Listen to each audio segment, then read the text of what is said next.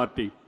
ఇప్పుడు నేను ఒకటే మిమ్మల్ని కోరుతున్నా, ఈ ముఖ్యమంత్రి మాట్లాడుతున్నాడు, ఈయనకేదో పెద్ద ఎత్తున విశ్వసనీయత ఉందని, మడమ తిప్పనని.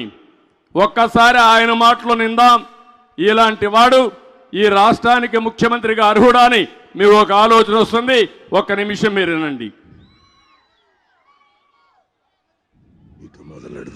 25కి 25 ఎంపీ స్థానాలు మనమే తెచ్చుకుందాం. ఆ తర్వాత ప్రత్యేక హోదా ఎలా రాకుండా పోతుందో కూడా గట్టిగా చూస్తామని చెప్పి కూడా చెప్పండి. మన ప్రభుత్వంలో పూర్తిగా మద్యాన్ని నిషేధిస్తాం అని చెప్పి గట్టిగా కూడా చెప్తాం. నా సిపిఎస్ మనం అధికారంలోకి వచ్చిన వారంలో చేపించేస్తానన్నా. ప్రతి సంవత్సరం జనవరి 1వ తారీఖున ప్రభుత్వ ఉద్యోగాల భర్తీకి క్యాలెండర్ కూడా విడుదల చేస్తాను అని చెప్పి మీ అందరికీ కూడా హామీ ఇస్తా ఉన్నా. 200 యూనిట్ల వరకు మీకు కరెంటు ఉచితంగా ఇస్తామని చెప్పి మీ అందరికీ కూడా చెప్తా ఉన్నా. ప్రాజెక్టు 2021 జూన్ నాటికి కంప్లీట్ చేస్తాము. ఖరీఫ్ 2022 నాటికి నీళ్లు ఇచ్చే పరిస్థితి తీసుకొని వస్తానని కూడా ఖచ్చితంగా కూడా చెప్తా ఉన్నాను. 2023 ఖరీఫ్ కు కల్లా ఈ ప్రాజెక్టు పూర్తి చేస్తామని చెప్పి చెప్తా ఉన్నాను. 2025 ఖరీఫ్ కల్లా ఖచ్చితంగా గోదావరి పోలవరం ప్రాజెక్టు పూర్తి చేసి సమగ్ర సప్లాన్ చట్టాన్ని చట్టబద్ధంగా తీసుకొస్తామని చెప్పి హామీ ఇస్తా ఉన్నాము.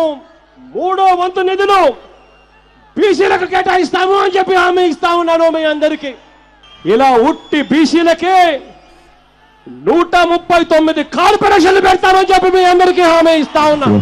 పంట వేసే ముందే పలాని రేట్లకు కూడా పలాని రేట్లు అని చెప్పి రేట్లు కూడా ప్రకటిస్తాం. గిట్టుబాటు ధరకు గ్యారంటీ ఇస్తాం. విజయవాడలో క్యాపిటల్ సిటీని పెట్టడం మనస్ఫూర్తిగా మేము ఆహ్వానిస్తున్నాం. ప్రతి కాపు సోదరుడికి నేను ఇవాళ హామీ ఇచ్చి చెప్తా ఉన్నాను. చంద్రబాబు నాయుడు గారి 5 సంవత్సరాలలో ఏదైతే కాపు కార్పొరేషన్ కోసం నిధులు ఏదైతే కేటాయించాడో ఆ నిధులకు రెట్టింపు నిధులు కేటాయిస్తాను అని చెప్పి మీ అందరికీ కూడా హామీ ఇస్తా ఉన్నా. ఇది జగన్ అనే నేను మనం అధికారంలోకి వచ్చిన వెంటనే ఆ చెప్పిన 5,000 కోట్ల రూపాయలను 10,000 కోట్ల రూపాయలు ఇస్తాను అని చెప్పి నేను చెప్పడం మోసమని అడుగుతా ఉన్నా. సౌమ్యుడిగా పేరు పొందిన ఎక్స్ ఎంపీని అతి కిరాతకంగా ఇంట్లోకి చొరబడి వడ్డని తీసుకుని నరికి అత్యంత దారుణంగా చంపడం అన్నది ఇంతకన్నా దారుణమైన విషయం ఎక్కడా ఉండదు. కరెంటు ఛార్జీలు బాధుడే బాధుడు. 2024 ఎన్నికలు జరిగేసరికి మందరిని పూర్తిగా తీసేసిన తర్వాత మనం ఓట్లు అడుగుతామని చెప్పి గట్టిగా చెప్తాము. ఏం తమ్ముళ్ళు, విశ్వసనీయతకు చిరునామా ఈ నకిలీ జగన్. విన్నారా మాటలు? చేశాడా పనులు? కాపులకు 10,000 కోట్లు పెట్టాడా? వచ్చిందా? మద్యపాన నిషేధం చేశాడా? పోలవరాన్ని కట్టాడా? చేశాడు. పోలవరాన్ని గోదావరిలో ముంచేశాడు.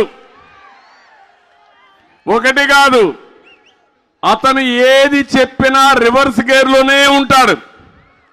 చెప్పేది ఒకటి, చేసేది ఒకటి. వేరే వాళ్ళపైన నేరం వేస్తాడు, ఈయన ఆ నేరం ఈయనే చేస్తాడు. అదే మీరు చూశారు, బాబాయిని చంపి ఆ నేరం మన మీద వేశాడు.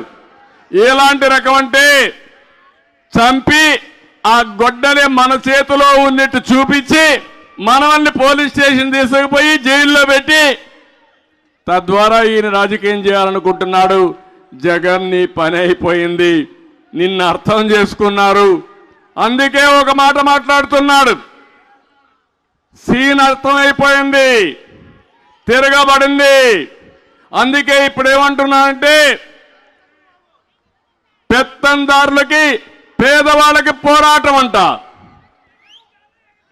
ఈ దేశంలో పెత్తందారి ఎవరన్నా ఉన్నా అంటే నెంబర్ 1 పెత్తందారి ఎవరు తమ్ముళ్ళు? ఎవరు? దేశంలో ధనికమైనటువంటి ముఖ్యమంత్రి. అతను డిక్లేర్ చేసిన ఆస్తుల విలువ 510 కోట్లు. దేశంలో అందరూ ముఖ్యమంత్రులు, కేంద్ర మంత్రులు అందరూ కలుపుకుంటే 510 కోట్లు కూడా లేదు.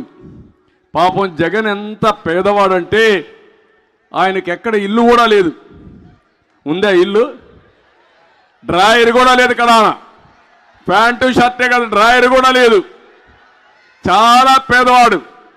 భిక్షం అడుగుతున్నాడు. గిన్నె పట్టుకొని ఎవ్రీడే భిక్షం అడిగి ఆ భిక్షంలో వచ్చే డబ్బులు భోంచేస్తున్నాడు. పేపర్ లేదు, టీవీ లేదు, ఇల్లు లేదు. పాపం చాలా పేదవాడు.